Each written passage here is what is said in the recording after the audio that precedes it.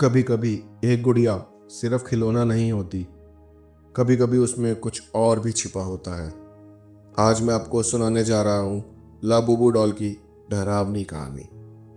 उत्तर प्रदेश के एक छोटे से गांव में एक लड़की रहती थी जिसका नाम था आराधना। आराधना को गुड़िया इकट्ठी करने का बहुत जुनून था। लकड़ी की, कपड़े की, प्लास्टिक की, हर तरह की गुड़िया उसके पास थी।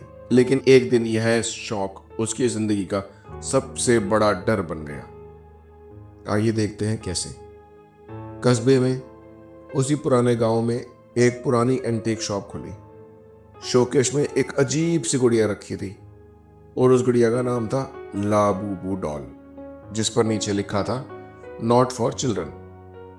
काली आंखें, आधा खुला मुंह और वो मुस्कान जैसे अभी कुछ कह देगी। दुकानदार बोला, यह गुड़िया बच्चों के लिए नहीं है, इसे घर ले जाना सुरक्षित नहीं है। लेकिन आराधना ने जिद की और माँ को कहा, माँ मुझे ये गुड़िया चाहिए, मुझे ये गुड़िया लेकर दो ना।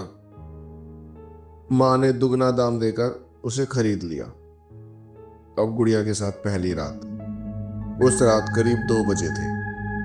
आराधना को लगा कमरे में ठंडी हवा चल रही है, बट खिड़कियां तो बंद थी। फिर भी कोई फुसफुसा रहा था, आओ आराधना, खेलो मेरे साथ। वो उठी, उसने चारों तरफ देखा, लेकिन कोई नहीं था। सुबह उठी तो गुड़िया उसके सिराने में नहीं बल्कि कमरे के कोने में खड़ी थी और उसकी आंखें सीधा आराधना की तरफ थी। अब रोज अजीब अजीब बातें होने लगी। गुड़िया खुद ब खुद अपनी जगह बदल देती थी। कभी उसके चेहरे की मुस्कान बड़ी हो जाती तो कभी उसके बाल गीले मिलते। एक रात खिड़की के बाहर आराधना ने एक बड़ी सी परछाई देखी। बिजली चमकी और वहां इंसान के साइज की लाबूबू डॉल खड़ी थी। अब सपनों में वो एक पुराने घर में पहुंच जाती। दीवारों पर बहुत सारी लाबूबू डॉलें टंगी रहती। उनकी आंखें उसे घूर घूर कर देखती और सब एक साथ बोलती, अब तुम हमें कभी भी नहीं छोड़ पाओगी। और जोर से बच्चों के हंसने की आवाजें आती। आराधना ने ये सारी बातें अपनी माँ को बताई तो माँ बहुत डर गई और माँ ने एक पुजारी को बुलाया। पुजारी ने गुड़िया को देखते ही कहा, अरे ये तो शापित है, इसे नष्ट करना होगा। लेकिन जैसे ही उसने मंत्र पढ़ना शुरू किया, गुड़िया की आंखों से लाल खून बहने लगा। कमरे में बच्चों की हंसी गूंजने लगी।